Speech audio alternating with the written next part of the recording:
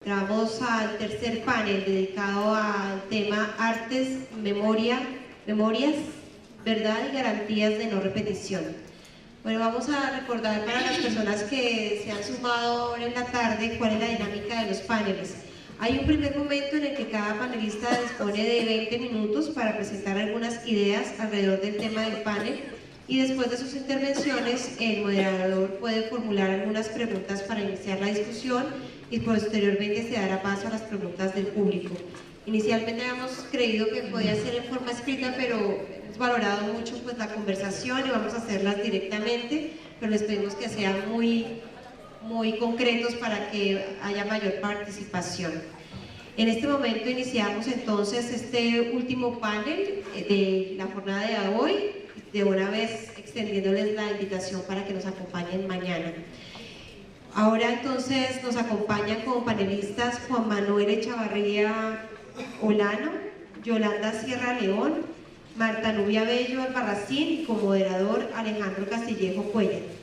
El moderador me ha pedido que yo haga la presentación de los perfiles y los voy a hacer de una vez para que no interrumpir luego la discusión, y se los voy a presentar.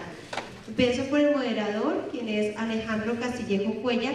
Alejandro es doctor en antropología de la New School for Social Research de Nueva York del 2006. Cuenta con un postdoctorado en estudios sociales de la ley de la Universidad Humboldt de Berlín.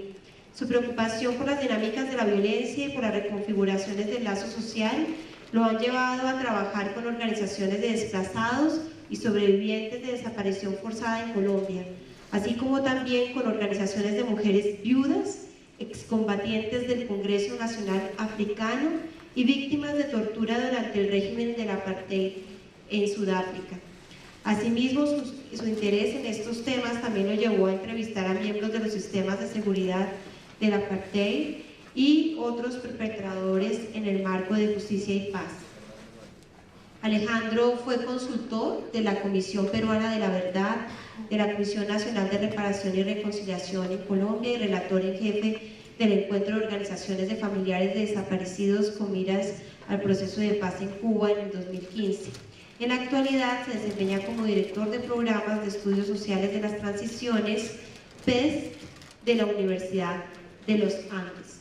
Nuestros invitados panelistas, vamos a iniciar con el artista Juan Manuel Echavarría Olano, quien va a presentar el video de su trabajo artístico titulado Testigos de los Silencios. La obra de Echavarría es una reflexión crítica a las situaciones de violencia y vulnerabilidad de los derechos humanos que se desprenden de la guerra en Colombia, referidas a las historias de vida de las víctimas y victimarios, mediante el video y la fotografía. El artista es director de la Fundación Puntos de Encuentro. Cuando inicie la presentación de Juan Manuel, vamos a empezar con el video y luego vas a hacer los comentarios. Listo, para que allá se preparen el... Bueno, listo, eso le corresponde entonces al moderador organizar. Bueno, y tenemos también la intervención de Yolanda Sierra León, quien es abogada, restauradora de obras de arte y de patrimonio cultural y es doctora en sociología jurídica. Yolanda se desempeña como docente investigadora del Departamento de Derecho Constitucional de la Universidad Externado de Colombia, dirige el grupo de investigación Derechos Culturales, Derecho, Arte y Cultura de esta misma entidad educativa y del Comité Técnico del Boletín de Arte y Derechos Humanos. Su vida académica y sus publicaciones giran en torno a las relaciones entre derecho, arte y patrimonio cultural. En los últimos 3 años se ha enfocado en estudios jurisprudenciales comparados y de caso sobre la reparación simbólica a las víctimas del conflicto armado. Y finalmente vamos a tener la intervención de Marta Nubia Bello Albarracín, actual directora del Museo Nacional de la Memoria del Centro Nacional de Memoria Histórica. Quiero contarles también pues, que Marta es trabajadora social de la Universidad Nacional de Colombia, magíster en Ciencia Política de la Universidad de los Andes y candidata a magíster en Investigación Social Interdisciplinaria de la Universidad Distrital Francisco José de Caldas. Se desempeña también como profesora del Departamento de Trabajo Social de nuestra Universidad Nacional de Colombia. Bienvenidos todos. Entonces le dejo la palabra al moderador. Bueno, muy agradecido con el IEPI por la invitación a celebrar sus cumpleaños y especialmente quiero saludar aquí a los colegas, a Yolanda, a Marta Nubia, a Juan Manuel también, que somos amigos hace un buen tiempo. No tenemos en realidad mucho tiempo y yo no soy muy buen moderador, lo confieso, entonces solamente quería hacer unas breves introducciones de la idea del panel de hoy. Yo creo que después de la firma de ayer, aquellos que pudimos asistir al performance en el buen sentido de la palabra, creo que se hace evidente la necesidad de comenzar a hacer una serie de reflexiones adicionales a las que ya hemos hecho aquí en Colombia sobre las relaciones, sobre las maneras como las sociedades en particular configuran relaciones con su pasado. Algunas de esas relaciones le llamamos memoria y algunas de esas relaciones le llamamos también historia, y creo que en los últimos 10 años hemos tenido debates alrededor de todo esto. Sin embargo, cuando le metemos el tema del arte, que ya de por sí debería haber en realidad sentado aquí otro especialista distinto, tiene que ver muchísimo por los otros modos particulares de narrar precisamente el pasado, por los otros modos distintos de articular lo que yo llamo articular la experiencia del pasado, que no sea necesariamente a través del relato propiamente oral. Entonces, creo que la presentación o lo que pasó ayer en Cartagena nos muestra precisamente dos cosas interesantes. Algo que uno podría llamar la idea de una nueva sociedad imaginada. Yo creo que el discurso del presidente, como el discurso de Timochenko, no le puedo llamar por su nombre, digamos, de cédula, me toca llamarle Timochenko, nos habla precisamente, en última instancia, del deseo de la unificación nacional. Creo que eso es una cosa que atravesó todo el evento, pero al mismo tiempo, cuando uno ve detrás de los discursos, uno nota efectivamente que hay unas fisuras de esa nación y de esa nacionalidad y de esa experiencia con relación a ese pasado. Clarísimamente me parece que había en juego dos definiciones distintas de violencia en todo eso. La gran pregunta que emerge de ahí, y con eso les dejo a los colegas realmente la palabra, es ¿cómo se convive con la herida? Y en última instancia, ¿cómo se reconoce la herida como herida? Y de hecho ayer, vuelvo e insisto, tanto el discurso de Timochenko como el de Santos estaba hablando genéricamente del conflicto armado, pero también estaban hablando de concepciones, me parece a mí, un poco diversas y diferentes sobre eso que podríamos llamar la herida de 62 años de guerra.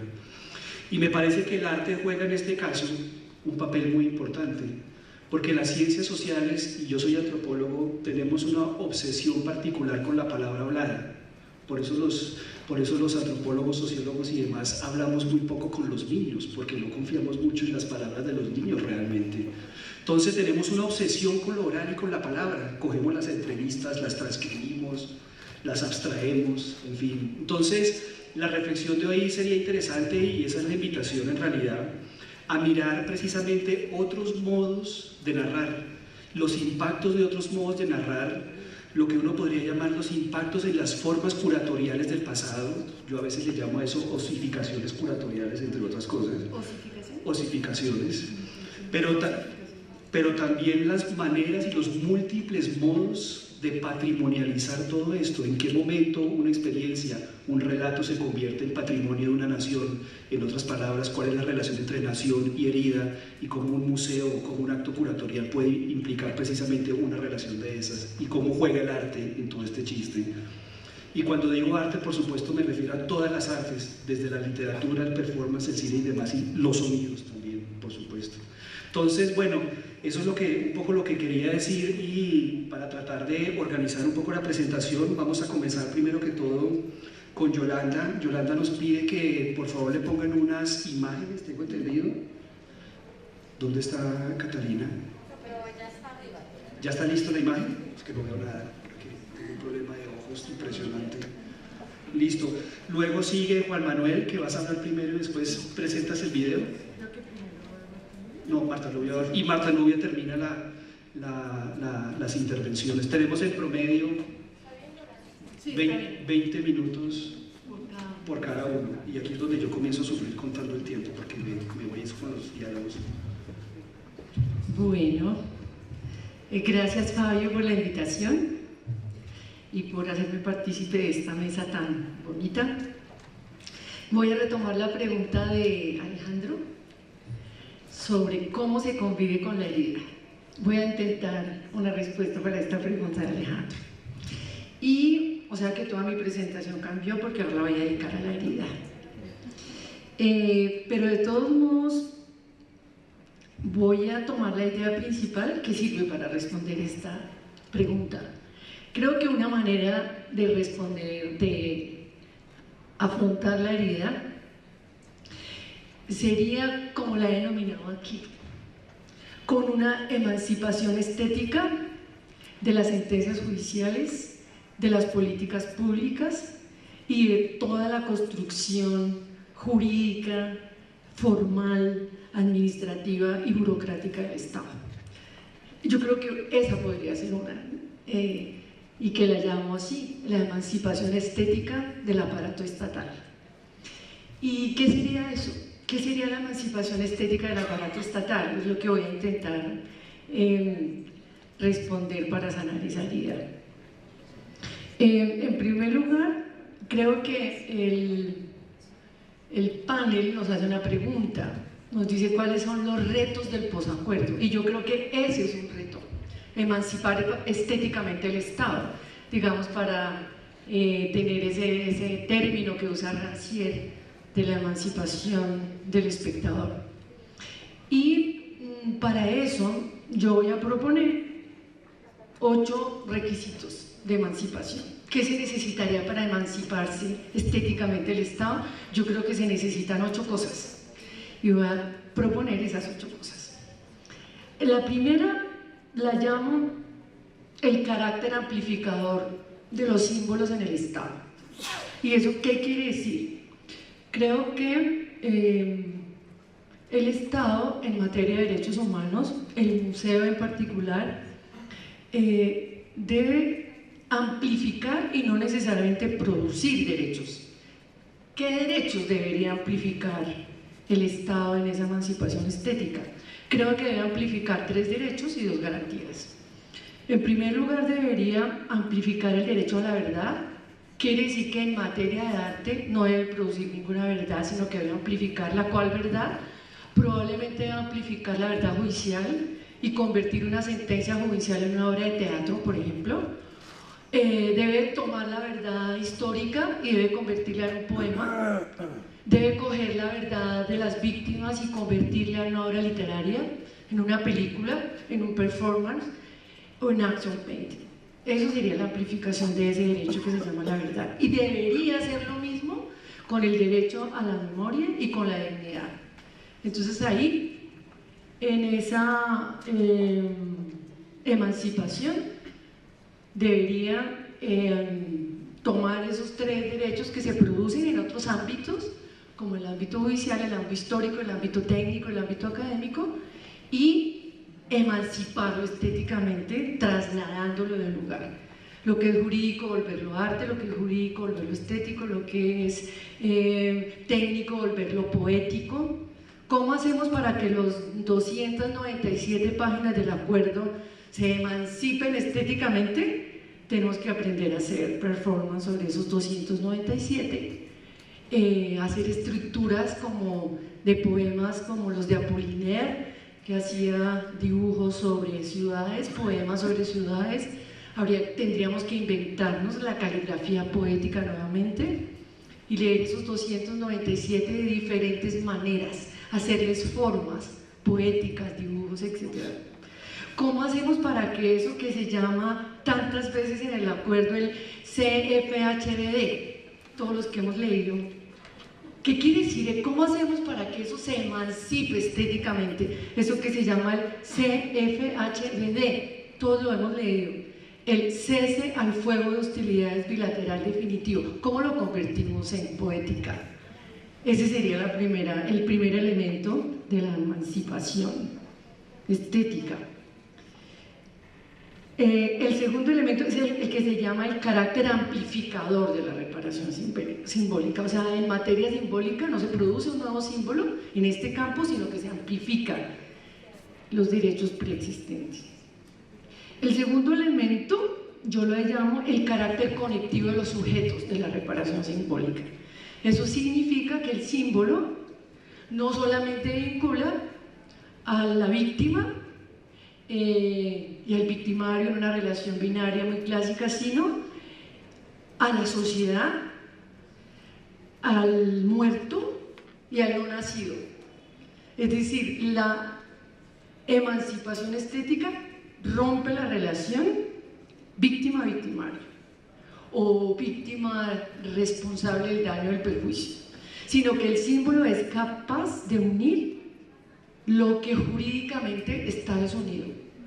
Entonces eso lo denomino el carácter conectivo de los sujetos de la reparación simbólica. Por ejemplo, en la guerra que no hemos visto, para usar un caso del maestro Chavarría, en la guerra que no hemos visto, los narradores son los victimarios, y los temas son de víctimas, los espectadores no han sido involucrados, estamos perplejos ahí mirando ríos que nunca habíamos visto, delitos que no habíamos visto. En las películas vemos sujetos que no habíamos visto, y eso produce eso que Martha Nussbaum dice que genera el arte, que es la empatía, no necesariamente la simpatía, pero sí la empatía. O sea, el arte, a través de la conexión de sujetos, sería capaz de generar una relación empática, de ponerse en el lugar del otro. Repito, no necesariamente después de la empatía sigue la simpatía, puede ser que incluso esté en contra de uno de los sujetos o del actuar de uno de los sujetos, pero permite la conexión entre sujetos naturalmente diferenciados en el campo jurídico o el campo del Estado. El tercero lo llamo el principio de la simultaneidad.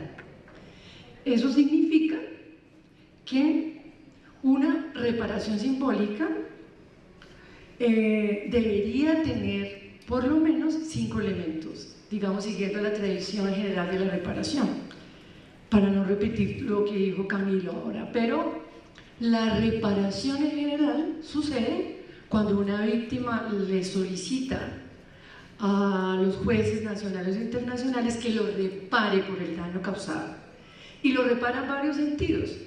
Le pide que lo repare económicamente, le pide que le devuelva el derecho que le ha quitado, le pide que lo rehabilite física y mentalmente, le pide que le atienda su dolor, que es lo que se llama la garantía de satisfacción. Pero también hay algo muy importante que solamente el símbolo en este campo lo podría llenar, y es que le pide que se modifiquen ciertas características culturales, ciertos arquetipos culturales que posibilitan la violación a los derechos humanos y que se intensifican en el conflicto armado. Por ejemplo, existen ciertos prejuicios de considerar que una mujer vestida de determinadas características merece un trato degradante, por ejemplo. Entonces, cuando yo hablo del principio de simultaneidad, quiere decir que el mismo símbolo sea capaz de incluir todo, es decir, sea capaz de incluir memoria, verdad, dignidad, garantía, satisfacción y garantía de no repetición. Sobre eso voy a dar un ejemplo muy criticado, me lo han criticado mucho, y es el caso de Villatina, de las madres que lucharon muy profundamente para que en la Comisión Interamericana de Derechos Humanos se llegara a la solución amistosa, y ellas querían y lucharon por eso, para que les instalaran un monumento en el barrio Villatina, donde sucedió la masacre de sus niños muertos. Y ellas querían que fuera de Villatina, para que se extendiera la información, que fuera un escultor experto en derechos humanos que ellas escogieran, y que estuvieran todos los niños representados en el monumento. Y lo lograron. Si uno va a Medellín, ese monumento está en el Parque de los Periodistas, representa a todos los niños y fue hecho por el escultor que ellas quisieron. No obstante, estaba muy centrado en la satisfacción, es decir, en el dolor de las víctimas en particular.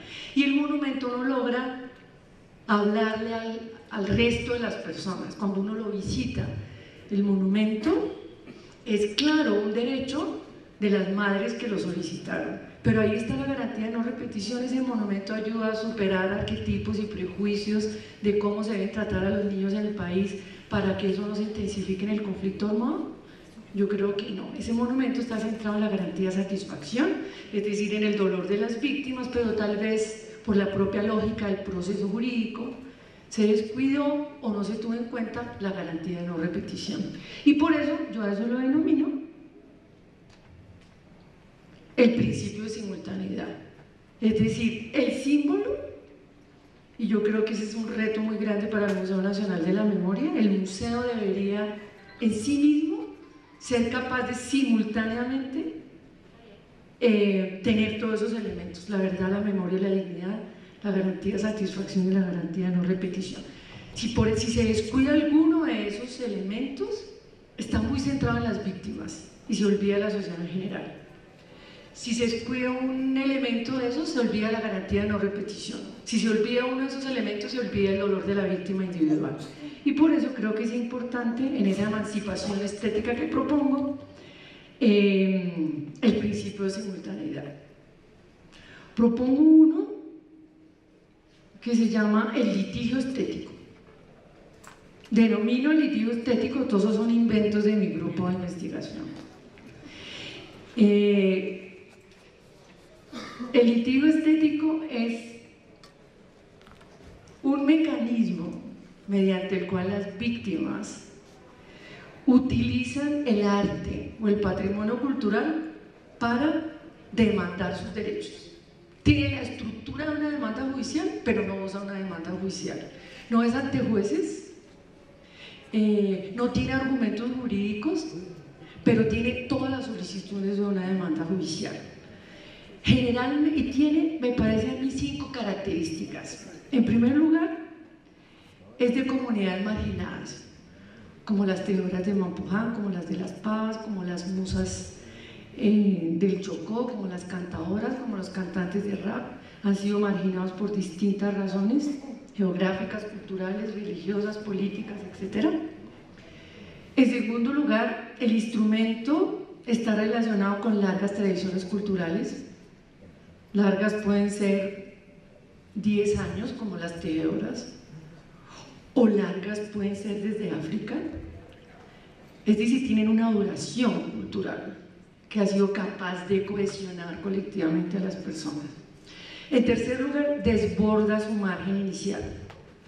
¿Sí? En un primer momento es un grupo que se reúne a cantar rap, a rapear. En un primer momento es un grupo que se reúne a tejer. En un primer momento es un grupo que se dedica a cantar, pero después desborda ese espacio de lo íntimo y se puede convertir en algo nacional, como las pavas que se convierten en Premio Nacional de Paz, o como las cantadoras, o como las tejedoras. Entonces el principio, de manera natural, está en un ámbito muy doméstico, pero después desborda ese ámbito y se puede volver territorial y hasta cosmogónico. En cuarto lugar, ese litigio estético no está asociado a una religión, ni a un partido político, ni a una ideología. Es fundamentalmente un interés comunitario, es como una pulsión, un desarrollo, es una extensión de la cultura.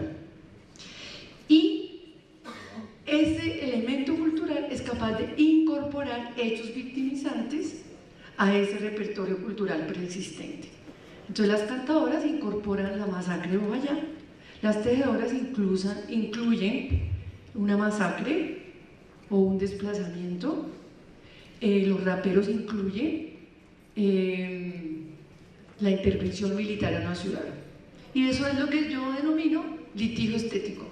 Y el litigio estético es fundamentalmente los procesos culturales mediante los cuales se tramitan necesidades jurídicas, pero por medio de un lenguaje simbólico, estético, artístico o de patrimonio cultural.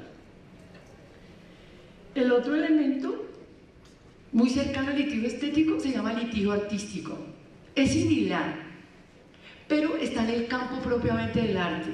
Es lo que hacen los poetas, los artistas, los dramaturgos, que también litigan derechos, sin haber sido incluso víctimas, son como unos abogados, donde su instrumento fundamental es el arte y la poesía. No tienen que haber sido víctimas directas, no tienen que haber sido en primera persona, haber sufrido el daño, el perjuicio. Simplemente son seres humanos sensibles que están en un campo muy específico que es el campo del arte. Son abogados de causas, son abogados de oficio, donde su instrumento fundamental es el arte. Y a eso yo lo denomino el litigio artístico. También a veces son capaces incluso de transformar el arte, de transformar la sociedad. Son capaces de transformar la sociedad con sus objetos, sus obras, sus performances, sus instrumentos de arte. Y lo diferencio del litigio estético porque el litigio estético fundamentalmente es de las víctimas. Y digo que es estético en el sentido general griego de la palabra. La estética en el sentido de aquello conocimiento que es percibido por los sentidos, que no necesariamente es artístico y que es capaz de transformar la realidad. Y en los 5 minutos que Alejandro me dejó, voy a hablar de los 2 últimos elementos de mi emancipación estética del aparato estatal. Yo lo he llamado, y digamos sería un elemento muy importante a tener en cuenta, lo llamo el valor probatorio de la ficción. Hay aspectos de todo ese sistema judicial, crearon el acuerdo, donde no todo se puede decir por la restricción propia del proceso jurídico y todo no se puede hablar. Digamos, no me imagino, o sí me imagino, la dificultad jurídica, psicológica, emocional que significa para ciertas personas, y no me quiero referir solamente a los grupos guerrilleros que se desmovilizan, sino a los otros 2 grupos que están incorporados en el acuerdo, que son empresas o personas que han colaborado y grupos militares. Cuando en el terreno de lo jurídico no se puede hablar expresamente, ahí está el arte, donde se puede decir, donde se puede narrar, y esa narración, esa verdad, esa dignidad que está en el marco artístico, no necesariamente tiene un valor probatorio, pero tiene un valor simbólico fundamental, que yo denomino el valor probatorio de la ficción, sobre todo en el campo simbólico. Y el último, para cerrar, creo que es muy importante pensar en algo que lo digo como abogada, y es que el derecho siempre ha considerado que las fuentes fundamentales de los derechos son la ley, la jurisprudencia, la doctrina y la costumbre, que son las primeras clases de derecho que uno tiene. Y yo propongo otra para la emancipación estética del Estado, y la llamo el arte como una fuente de derechos. Yo creo que todos los derechos están prefigurados en el arte. Cuando las mujeres no podíamos abortar, en la literatura ya podíamos abortar. Eso tan absurdo de que los hombres, de que las parejas homosexuales no se pueden casar, en la literatura ya se pueden casar. Es más, ya en la literatura está prefigurado que los animales pueden hacer ciencia. Por eso Kafka tiene ese perro epistemólogo que hace investigaciones para producir ciencia y se pregunta ¿de dónde salen los alimentos? Y él, mirando el campo, descubrió la danza de mirar personas que se agachan para sembrar, que se agachan para regar, que se agachan para recoger. Entonces, esa es mi respuesta, una respuesta para afrontar la idea que Alejandro nos propone ver, la emancipación estética de las producciones estatales. Creo también que los informes académicos que producimos los profesores necesitan una emancipación estética. Creo que los informes sociológicos, técnicos, estadísticos, históricos, alrededor del conflicto armado y más, necesitan una emancipación estética. De lo contrario, podemos correr el riesgo de que se acabe la justicia, de que se acaben las universidades y que se acabe el conocimiento propiamente cognitivo. Esa es mi respuesta para la herida de Alejandro.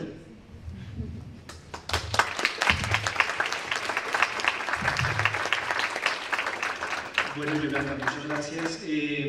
No voy a decir nada, le paso la palabra de una vez a Juan y después vemos entonces. ¿Será posible, como voy a mostrar un video, será posible cerrar las puertas? No sé si eso sea algún problema. Pero primero quiero darle las gracias al profesor Fabio López por invitarme a este evento de los 30 años de IECU. Es un honor participar aquí con esta mesa tan especial también, con todos ustedes, esta mesa Yolanda, Alejo, Marta Nubia. Yo les quiero contar, quisiera, antes de mostrarles el video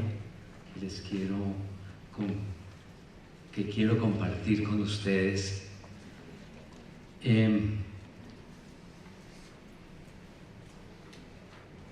marzo 11 del año 2010, me invitan unos líderes y unas tejedoras del pueblo de Mampuján, Montes de María, a la conmemoración de 10 años de desplazamiento de esa comunidad de Mampuján. En esa conmemoración yo voy con mi cámara y entro al colegio, a la escuela que tenían en el pueblo, y encuentro que hay 2 aulas a las cuales se pueden entrar. Las otras, la maleza crecía tanto que era imposible entrar, era muy difícil en ese momento. Mampuján fue un pueblo que fue un pueblo muy próspero en los Montes de María. Esta escuela tenía unas 6 o 8 aulas, era una escuela grande, bien construida, y 10 años después, claro, era una ruina. La comunidad se tiene que desplazar porque llegan los paramilitares, un grupo que se llama Héroes Montes de María, y los hace desplazar a toda la comunidad.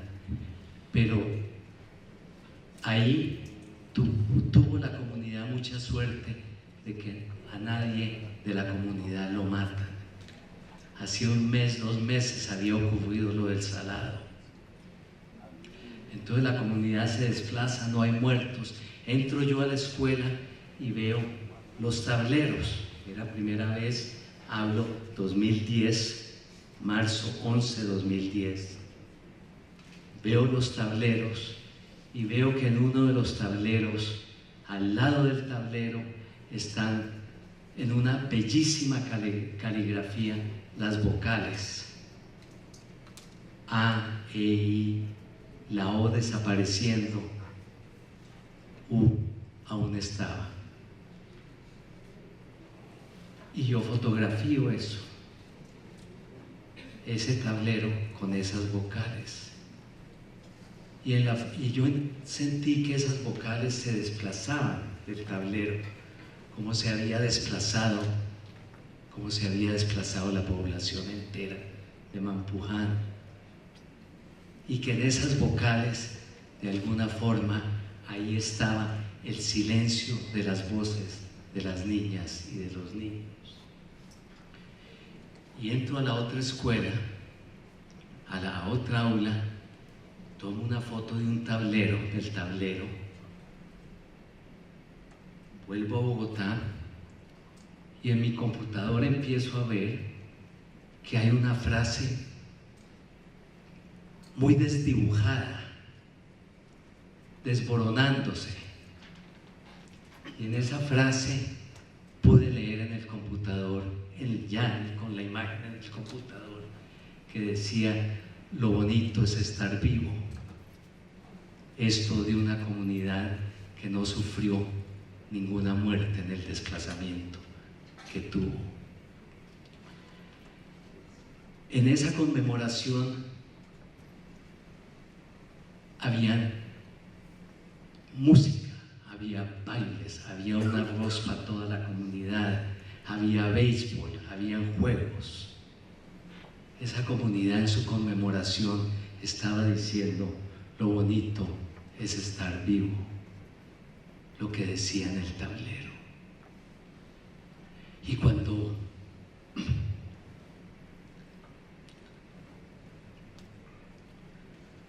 veo estas dos imágenes, le digo a Fernando Grisales, amigo y colaborador mío de hace 10 años, trabajamos hoy día a 4 manos, lleva 12 años trabajando conmigo. Le digo: Fernando, vámonos por los Montes de María a ver qué encontramos en las escuelas abandonadas, fotografiemos qué encontramos, vamos a conocer los caminos de los Montes de María.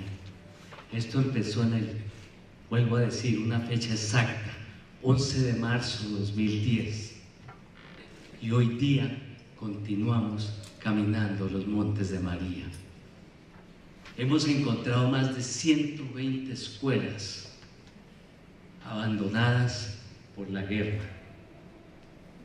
Hemos encontrado escuelas, muchas de ellas donde la naturaleza se retoma el espacio.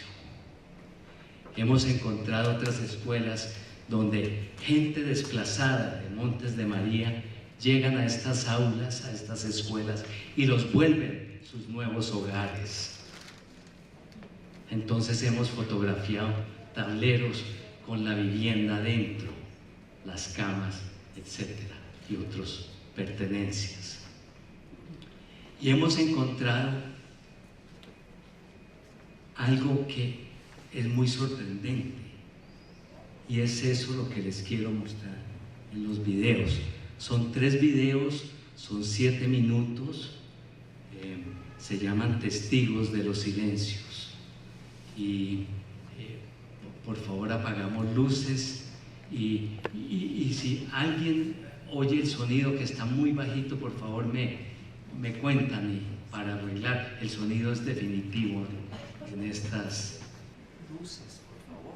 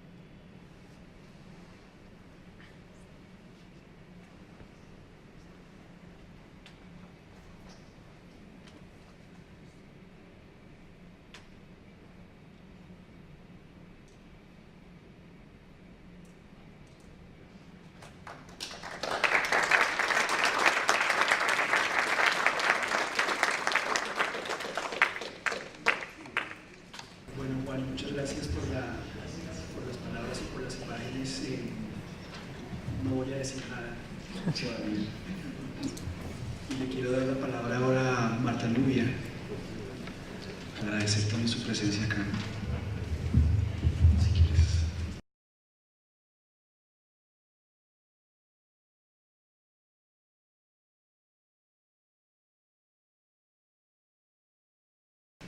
Buenas tardes.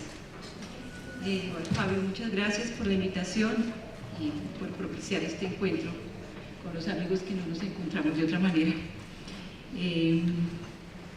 Yo quiero hablar un poco desde la experiencia del Centro Nacional de Memoria Histórica sin necesariamente inscribirla toda a la experiencia del Museo Nacional de la Memoria, que creo que es recoger un recorrido un poco amplio. Y quisiera plantear el arte desde tres perspectivas: el arte desde las víctimas, el arte con las víctimas y el arte sobre las víctimas. Va a tener un poco, bueno, no sé cómo manejarla, creo que me paro mejor para poder ver la exposición. Bien, cuando yo voy a cumplir prácticamente 10 años trabajando con el Centro Nacional de Memoria Histórica, antes Grupo de Memoria Histórica, y cuando empezamos a hacer el trabajo de apoyar la reconstrucción de memoria en comunidades afectadas por hechos de violencia, nosotros nos encontrábamos no solamente con historias, acontecimientos, sino con una cantidad enorme, una variedad enorme de producciones artísticas sobre esos hechos. Es decir, la gente siempre hace memoria. Yo no he conocido uno de los casos, en ninguno de los casos, que la gente no esté haciendo memoria. Y se vale de recursos artísticos para hacer memoria. Entonces, al tiempo que nosotros íbamos inventariando hechos, también inventariábamos esas maneras de hacer memoria de las comunidades, esos lenguajes, esos recursos. Y la pregunta es, ¿por qué hace memoria y por qué hace memoria a través del arte? ¿Por qué hacen memoria a través del arte de las comunidades? Yo no soy artista, es probable que emplee mal el término, ahí hay discusiones entre qué es arte, qué no es arte, pero me voy a referir a esos lenguajes cantados, bailados, tejidos como arte en las comunidades. Es que les vamos pasando. Y básicamente encontré que la gente hacía memoria a través del arte por 4 razones. Una, porque encontraban en el arte un recurso poderoso para hacer el duelo, para ahí sí sanar las heridas. Y concretamente ahí ustedes pueden ir viendo algunas imágenes de expresiones artísticas que lo que las comunidades nos decían son maneras de elaborar el sufrimiento, son maneras de hacer los duelos. Concretamente, por ejemplo, el bordar el telón de Bojayá, creo está un poquito más adelante, si lo pasamos, este telón que consignó los nombres de las víctimas fue un proceso lento. Ustedes ven que están unidos los nombres, no es una tela, sino son cada nombre tiene un pedazo que después se unió a otro. Y alrededor de los nombres hay flores, hay pájaros, pero mientras se bordaba el nombre, se recordaba a la víctima, se hablaba de la víctima, se reunía la familia y desde luego se lloraba al fallecido. Y después se juntaron todos los nombres para construir este telón. Hubo casos en los que no hubo un solo sobreviviente de estas familias y que la comunidad adoptó ese nombre o los nombres de esos familiares y los bordaron en este telón. Y ese telón duró muchísimo tiempo haciéndose y ese telón fue toda una experiencia de trabajar las pérdidas, de elaborar las pérdidas. Y creo que ese es uno de los recursos más poderosos, digamos, de el duelo o de las relaciones más poderosas, que serían arte y duelo, arte y elaboración de la pérdida, de trabajo sobre la pérdida. Pero también, y este sería un segundo finalidad, se hace arte para conmemorar, porque las conmemoraciones son bellísimas, como dice Juan Manuel. Vamos a seguir pasando. Cuando se conmemora, que conmemorar implica hacer un homenaje a quien no está. La gente se esmera en esa conmemoración, se esmera en hacerla de ese acto de recordación un acto estético además, de colocar lo mejor, colocar en los bordados, en los cantos, en las imágenes, de poner lo mejor en esa conmemoración. Y entonces afloran también todos estos recursos porque la conmemoración es una manera de rendir tributo a quien no está, y de ahí el esmero que colocan las comunidades en sus actos conmemorativos, y hay una cantidad de expresiones artísticas bellísimas en los cientos de eventos conmemorativos que hay en este país. Una tercera manera de recurso del arte, si dejamos esta. Estos son los dibujos de Rafael Pozo, de Las Brisas, de la comunidad de Las Brisas en Montes de María también. Y es que el arte, en este caso, cuando se dibuja, cuando se borda, el teatro, por ejemplo, o las canciones también, son tremendamente poderosos para denunciar. Entonces también se usa como denuncia. El arte puede decir cosas que a veces no se pueden decir de otra manera, y no se pueden decir por varias razones, porque es horroroso. O sea, volverlo a contar, uno no quiere contar eso. Nos pasa a quienes escribimos libros sobre esto, hay cosas que yo no quiero escribir, pero también hay cosas que la gente no quiere contar, y el arte es una manera de contar eso que es horroroso. Pero no solamente por eso, que el arte también es transgresor, es irreverente, entonces es poderoso para denunciar, pero al mismo tiempo que se denuncia, se comunica, y a través del canto, por ejemplo, la gente comunica. Ahora al final, si el tiempo me alcanza, quería hablar de la experiencia del Tocó Cantar. Aquí están Andrea y Lorena, que han trabajado en esa experiencia del Tocó Cantar. El título es muy bello porque la gente nos decía, en los tiempos de la guerra tocó cantar, no se podía de otra manera, ¿sí? Se denunciaba cantando, tocó cantar. Entonces el arte tiene esa posibilidad, o los recursos artísticos, para comunicar cosas que son horrorosas, pero también para denunciar y para hacerlas públicas. Y finalmente, y muy relacionado con este punto del comunicar y denunciar, diría que se hace este ejercicio para hacer público. Una manera es comunicar, pero comunicarlo para hacer público, pero no es hacerlo público por hacerlo público, es hacerlo público para ser reconocidos.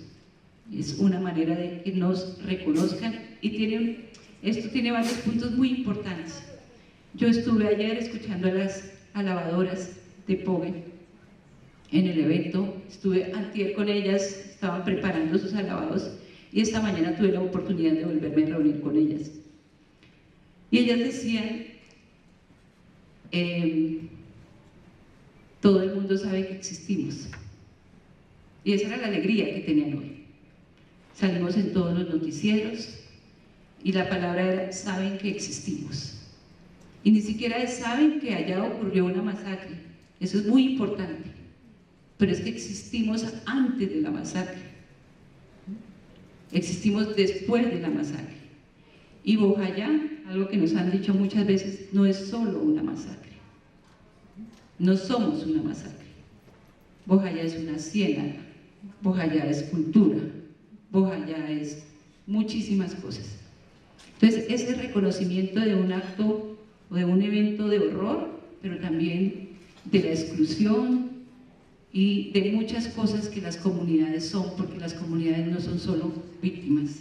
Y el arte es una manera muy poderosa también de mostrar eso. Cantamos, bailamos, creamos. Y creo que parte de la felicidad de las musas hoy era, nos reconocen, saben que existimos.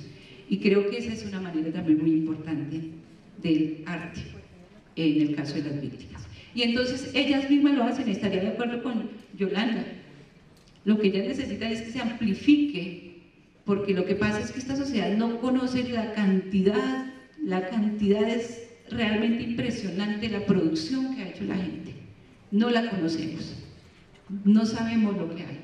Y a veces mandamos a producir cosas que no tienen ningún sentido porque están ya producidas y lo que necesitan es ser visibilizadas. Lo que la gente está reclamando es eso que nosotros producimos, que lo vean en otros lugares para denunciar, comunicar, reconocer.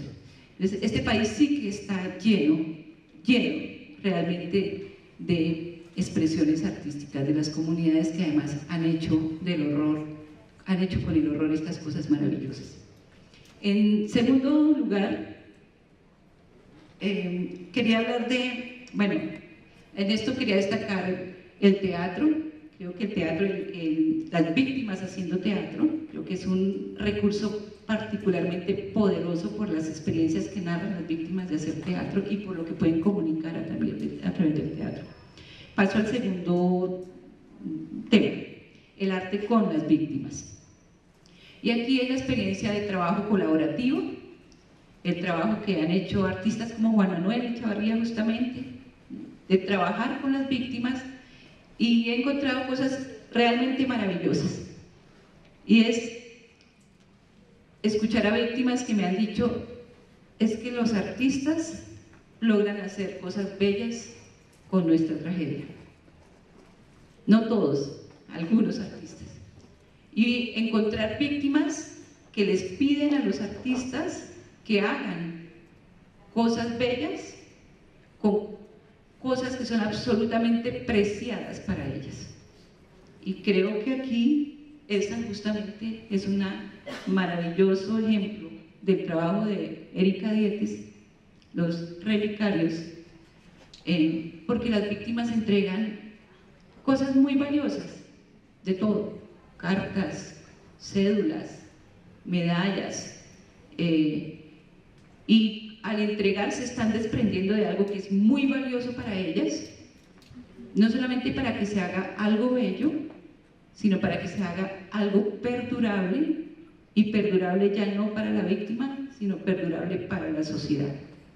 Y entonces yo me preguntaba, ¿cómo hace una víctima como Fabiola Lalinde, desprendiéndose de la cédula de su hijo, de la tarjeta de identidad de su hijo y de las medallas que ganó su hijo en varios eventos deportivos, y se los entrega a Erika para que haga un relicario, sabiendo que ya no va a estar en su casa?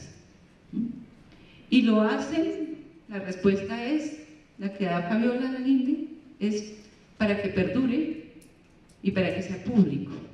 O sea, no, ya estuvo en mi casa el tiempo que debería estar, ahora debe estar, ojalá, en un museo. Eso es lo que planteaban muchas víctimas. Pero el trabajo colaborativo, creo que es esa relación maravillosa que logran hacer muchas víctimas, muchos artistas con las víctimas, de cómo inmortalizar una experiencia. Y esa es la aspiración un poco de las víctimas. Y creo que aquí también hay muchas experiencias de teatro, estos Victus, que aprovecho que tengo la imagen ahí para invitarlos. Hoy a las 7 de la noche se presenta una experiencia de trabajo colaborativo muy poderosa, además, una obra de teatro, víctimas, perpetradores, testigos, haciendo una creación colectiva. Y entonces este tipo de trabajo colaborativo, como las obras de teatro, como los murales, crean unas nuevas comunidades, unos nuevos vínculos y unas relaciones impensables, cuando realmente lo que la guerra ha hecho es romper la confianza, romper los vínculos. Y el arte, creo que Juan Manuel habla muy bien con mucha más conocimiento que yo, de lo que es posible tejer donde uno cree que no se puede tejer absolutamente nada, de lo que es posible crear y que va más allá de la obra, digamos, más allá de la producción artística, atravesando las vidas de quienes participan allí. Finalmente, quería hablar del arte sobre las víctimas, y esto ya es el trabajo de artistas que se inspiran en la violencia para hacer sus obras. Y bueno, el inventario es larguísimo. También hemos tenido mucho compromiso de los artistas sobre la violencia, que no deja de ser polémico, Yo creo que es valiosísimo, es necesario, pero quiero decir, es polémico para algunas víctimas, y quiero mencionar por qué. Algunas víctimas nos han dicho, cuando pensamos en el museo, nos preguntan, ¿ustedes van a poner las obras de los artistas en el museo? Las obras de Fernando Botero, Doris Salcedo, bueno, connotados artistas. Y muchas veces nos dicen, es que la obra no refleja la experiencia, es demasiado abstracta. Y algo similar pasó, por ejemplo, en la Casa Museo en Medellín. Algunas mujeres nos decían, allí hay un tejido hermoso, pero no representa mi experiencia. Si quieren contar la violencia, cuéntenla como fue. Claro, el reto para un artista es tremendo, cómo la cuenta como fue, cuando justamente el arte hace un intento por metaforizar esa experiencia. No deja de ser polémico en la sensación que tienen algunas víctimas de que su sufrimiento es instrumentalizado. Y eso es un tema complejísimo, aunque bueno, ese es un cuestionamiento que también se nos hace a los académicos cuando escribimos un libro, ¿sí? También, digamos, no es solamente para los artistas. Si instrumentalizamos el testimonio, si se instrumentaliza la experiencia, mucho más si ese arte se vende. Entonces hay una cantidad realmente de producción artística, a mi juicio, muy valiosa, que también muestra el compromiso y la sensibilidad, obviamente, de los artistas con el tema de la violencia. Ahora quisiera mencionar que todas estas experiencias artísticas, yo no calificaría unas mejores que otras, unas más importantes que otras, yo creo que todas son valiosas, todas aportan, todas hay que promoverlas, las de las víctimas, los trabajos colaborativos, que para mí son tremendamente poderosos, los artistas haciendo sus obras sin necesariamente tener que ir, estar, dialogar, cada cual puede hacerlo, y creo que todo debe tener un lugar, admitiendo las polémicas.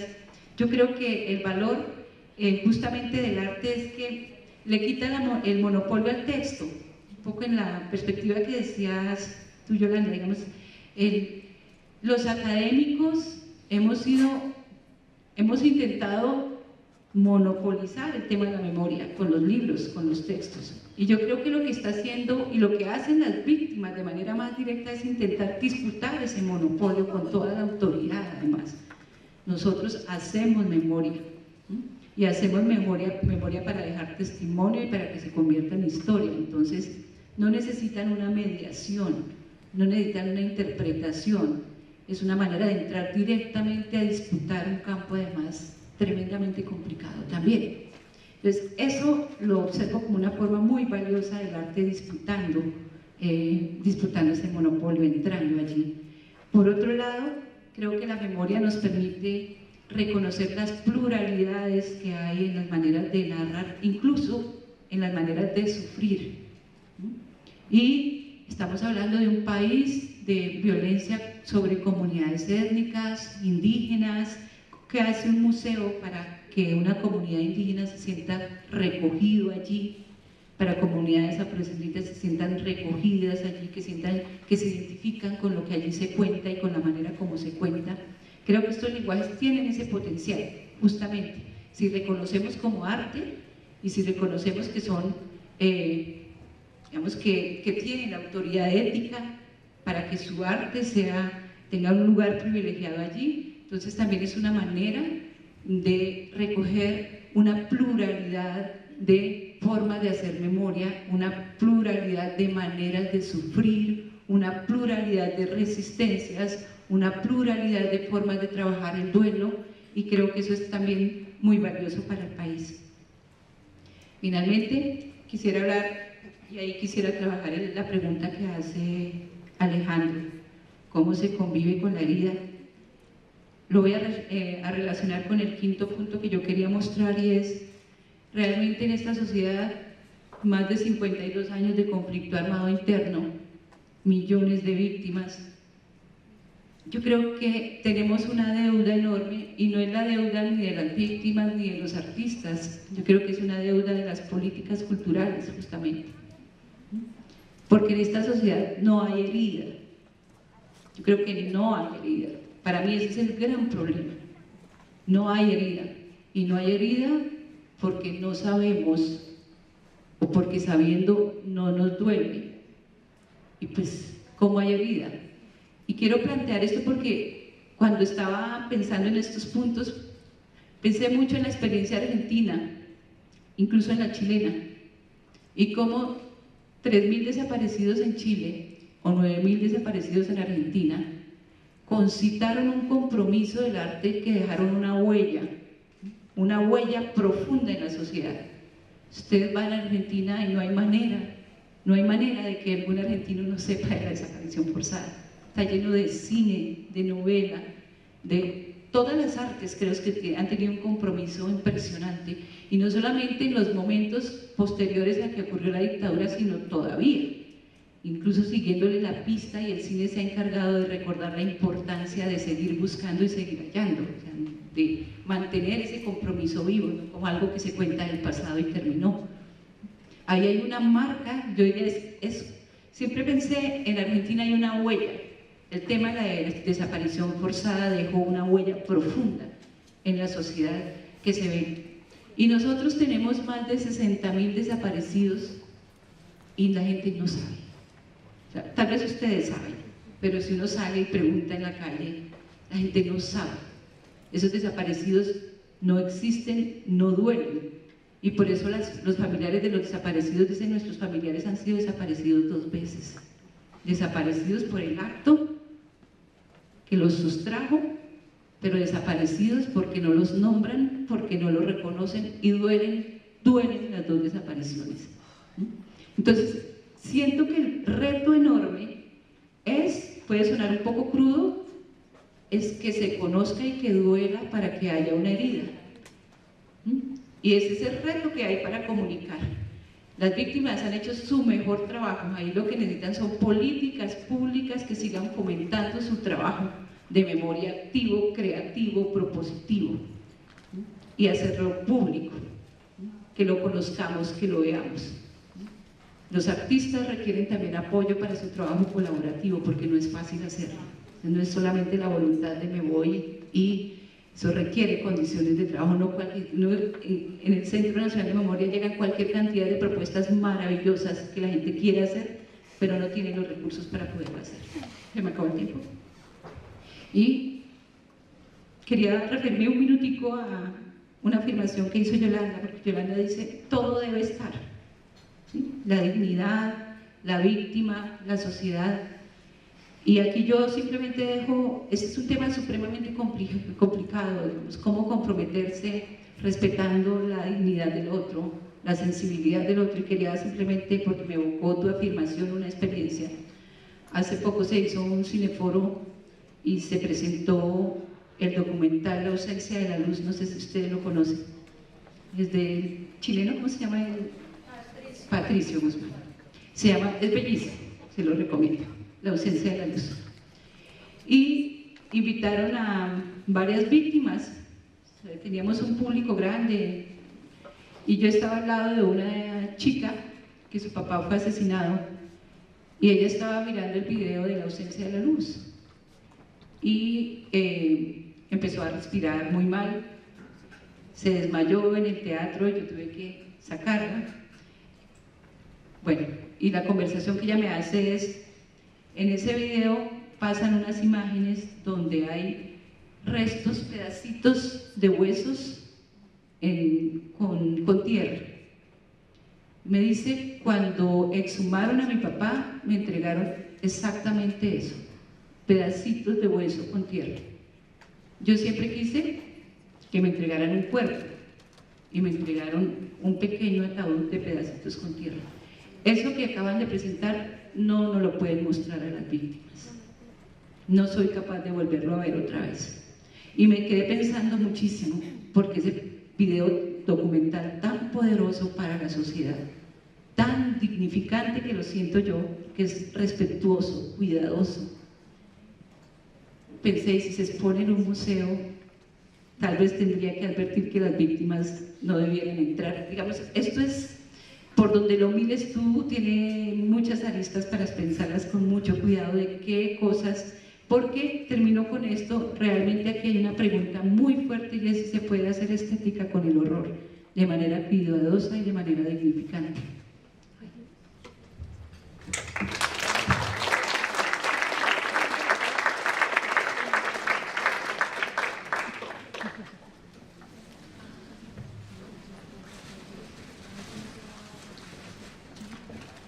En una pequeña cuñita, mientras que ya se acomodan todos, tenemos un botoncito de regalo de los 30 años del IEPRI para los panelistas, para el moderador, para todos ustedes. Entonces, Catalina, la jefa de prensa del IEPRI, va a estar pendiente, Catalina, de irlo circulando para que todos se lleven este recuerdo. Bueno, en realidad vamos a cerrar el panel con una lectura dramatizada en un momento. Les pedimos cordialmente que por supuesto se quede para cerrar la actividad con eso.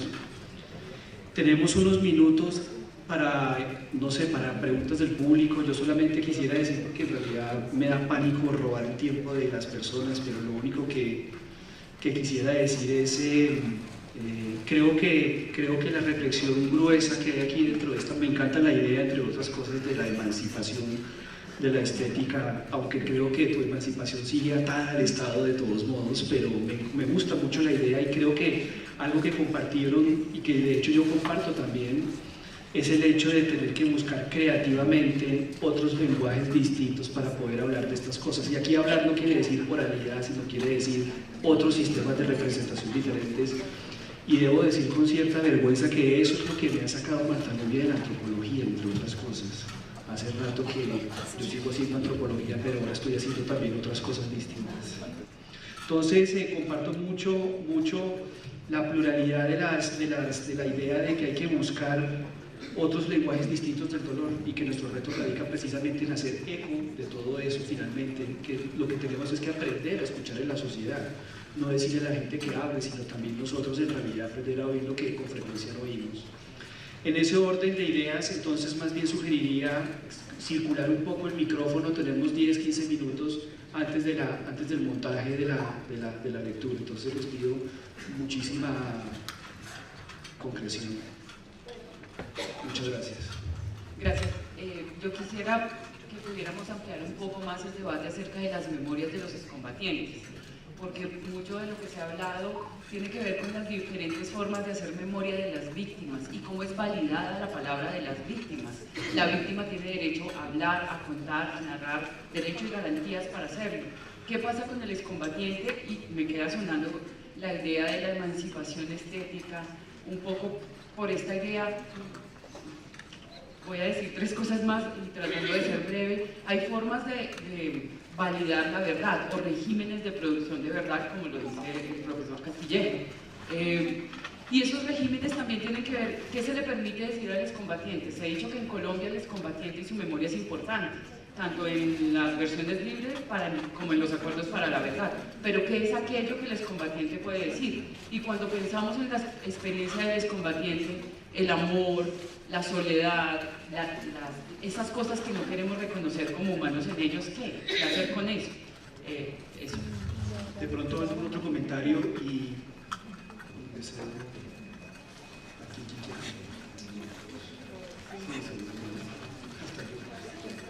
Dale, sí.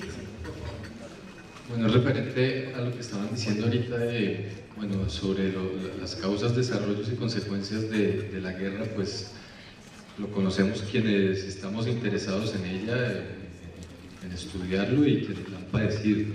Mi pregunta es referente a lo que se hablaba de cómo hacer para que el resto de la sociedad conozca qué fue lo que pasó, quién estuvo involucrado, cuáles son las consecuencias. Y la pregunta es, pues, referido a eso, como, ¿qué barreras ven ustedes que se presentan en el contexto actual para que eso se sepa, digamos, para que sea incluido en los pensums de los colegios, para que, bueno, el problema que tuvieron con Cine Colombia, que no les quiso presentar un documental muy interesante, básicamente, si nos pueden hablar un poquito de qué barreras y qué dificultades han encontrado para eso.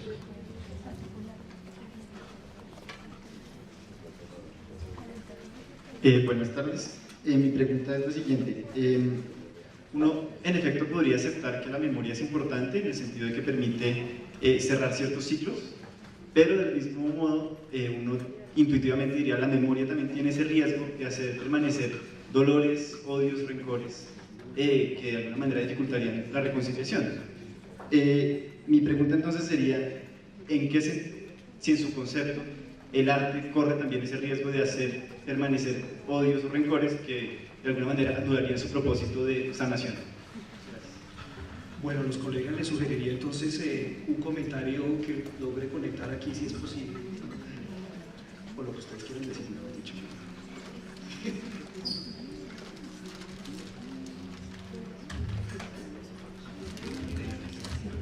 Tú eres la literata, no es que yo casi no veo bien. ¿Cierto? Tú eres la investigadora de literatura, la de los acuerdos de verdad.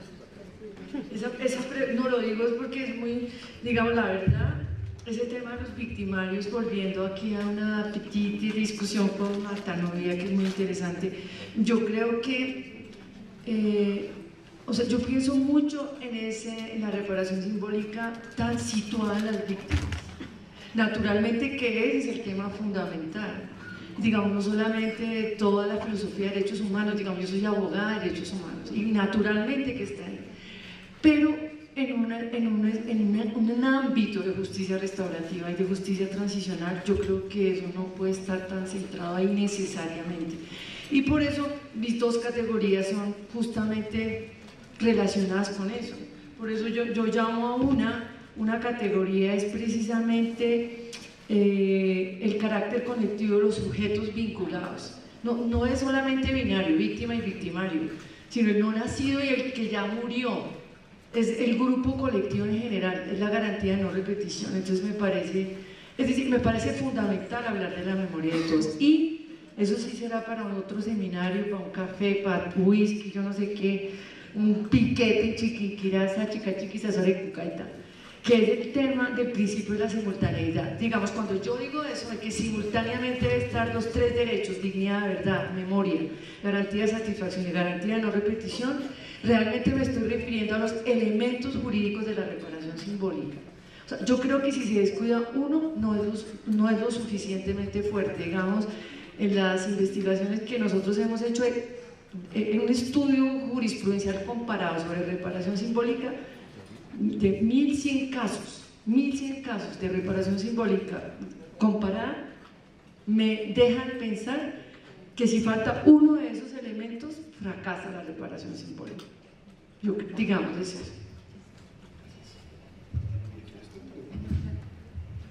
Sobre la palabra de los excombatientes, la verdad de los excombatientes.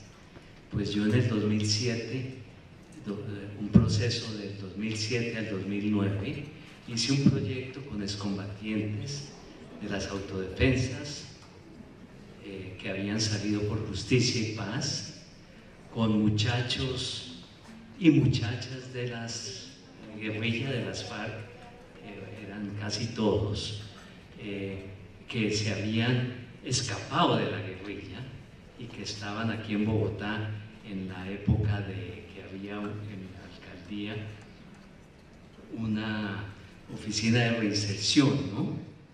Y también con soldados heridos en el batallón de sanidad del ejército. Y con esos tres grupos hicimos unos talleres voluntarios de 2 años, como dije, porque fue todo un proceso, donde ellos pintaban sus memorias personales. Y lo que a mí me parece muy fascinante fue que ellos, a través del pincel, pudieron contar cosas que era imposible contar a través de la palabra. ¿Sí? Y solo después de pintar la obra sobre sus experiencias personales, yo les preguntaba ¿qué hay en su pintura? Y ahí salía la palabra de ellos. Y ahí la palabra de ellos iba incluso más allá del marco de la pintura, ¿no? Entonces el pincel yo creo que fue una herramienta muy, muy interesante para ellos contar sus historias. Hay más de 420 pinturas y hoy en día están todos muy invitados en la Universidad Nacional. En la hemeroteca se están mostrando algunas de las pinturas de los excombatientes, con algunas de sus síntesis, de lo que ellos dijeron sobre sus pinturas. Y personalmente quiero decirles algo muy importante. Antes de empezar esos talleres, claro, eran descuartizadores, asesinos, terroristas. Y cuando yo empecé a hacer esos talleres, empecé a ver ese lado humano del que tú hablas, de los amores, de las tristezas, de la soledad, de sus sueños y sobre todo, empecé a entender que la guerra no es en blanco y negro, sino que está llena de grises. Por ejemplo, clarísimo, los niños y niñas que han participado en las guerrillas colombianas y en las autodefensas, que fueron reclutados a las fuerzas. Yo ahora conozco un muchacho, se llama José. José viene de un pueblo de los Montes de María. José cuenta que a los 12 años estaba en su colegio, en su escuela. Llega a las FARC, entra a la escuela y le dice usted, y se viene. Y él estuvo 7 años en la escuela, en la guerrilla. Y yo escuchándolo, tengo una relación muy cercana con él. Y escuchándolo y escuchándole sus historias, yo entendí algo muy importante en mi vida. Entendí que si yo hubiera nacido allá donde nació José, en un territorio que estaba en manos de las FARC y de los helenos durante décadas, sin presencia del Estado, yo también, si hubiera nacido allá, seguramente hubiera entrado en el camino de las armas. Eso lo tengo muy presente y eso me lo enseñaron a mí los muchachos con que trabajamos en esos talleres también, a pensar en esas zonas grises. Muchas gracias.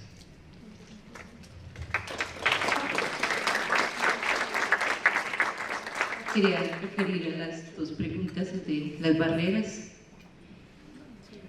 Más allá de hablar de las barreras, de la ausencia de respaldo, de la pobreza, las políticas culturales, de los recursos para la cultura, creo que una barrera enorme es que la sociedad no quiere oír de esto. Realmente no quiere escuchar de esto. Digo que en los círculos incluso es, pero no me vayas a hablar de eso, no me hables de eso. Y eso es complicadísimo, por ejemplo, para afectar a los medios de comunicación de una manera positiva. ¿Cómo pones en medios masivos a circular cuando la gente se cuenta una cosa al aire? Yo me quiero parar frente al televisor, pero sin que me problematice la existencia. Cuéntenme las historias que ya todos sabemos cómo comienzan y cómo terminan. Pues creo que ahí hay un reto grandísimo. Yo de verdad me pregunto siempre por eso, ¿cómo comunicar algo que la gente no quiere oír, de lo que no quiere saber? No respondo a la pregunta, dejo otra pregunta. Por otro lado, lo que tú planteas, el peligro de hacer permanente algo que pronto sea necesario olvidar, hablar de los excesos de memoria, esta es otra reflexión. Yo creo que ahí siempre hay un peligro, pero el peligro está sobre todo en que nos arrogamos el derecho de decidir qué se cuenta, cuánto se cuenta, dónde se cuenta, porque las víctimas son dinámicas con la memoria. Yo llevo trabajando en Bojayá pues, prácticamente desde el 2002 y sus alabados no son estáticos. Bueno, ayer cantaron una cosa que la compusieron para ayer, ¿sí? La compusieron. Han ido transformando, han ido criticando sus propias maneras de contar. Entonces va cambiando, no es una cosa como que se narró el hecho y así quedó. Hay cosas de lo cual se quiere dejar testimonio y es importante dejar testimonio. Gústenos o no nos guste, esto es parte de nuestra historia. Debe ser parte de una historia que nos causa vergüenza, sí, pero debe ser parte de la historia. Pero las comunidades son muy activas, realmente van transformando, somos nosotros un poco lo que nos quedamos pasivos con una sola obra expuesta en la pared. Entonces creo que ahí hay también un reto de esa memoria dinámica, cambiante, que va transformando incluso su mirada sobre sí mismos. Y por otro lado, decir que la memoria, yo creo que la memoria no se debe ver como una amenaza de exacerbar violencias, guerras, odios. Yo creo todo lo contrario, ¿no? La memoria como un ejercicio crítico de quiénes somos siempre nos da una posibilidad de mirar hacia la necesidad de transformar lo que tenemos para construir otra cosa distinta. Bueno, con esto cerramos esta parte del panel. Quiero agradecer a los colegas. Infortunadamente los temas de tiempo son, sobre todo cuando hay que entregar los auditorios, son complicados. De nuevo les agradezco aquí a los colegas la participación. Un aviso clasificado que se va a demorar 10 segundos y los artistas pueden entrar a escena. Bueno, el aviso clasificado es invitarlos mañana a la Universidad Externado de Colombia a las 2 de la tarde. Vamos a exponer, a inaugurar una exposición de 12 meses que se llama Mapujan Entretejido, un camino estético para la paz. Y vienen las tejedoras y viene también Rafael Pozo, que Marta Nubia mostró sus dibujos. Vamos a exponer esos dibujos, 4 de los 11 dibujos. Entonces ellas van a venir, vamos a cantar también y el rector de la universidad va a hacer un conversatorio con ellas. Muchas gracias a Ingrid Torros que nos invitó y promovió este conversatorio. Bueno, muchas gracias.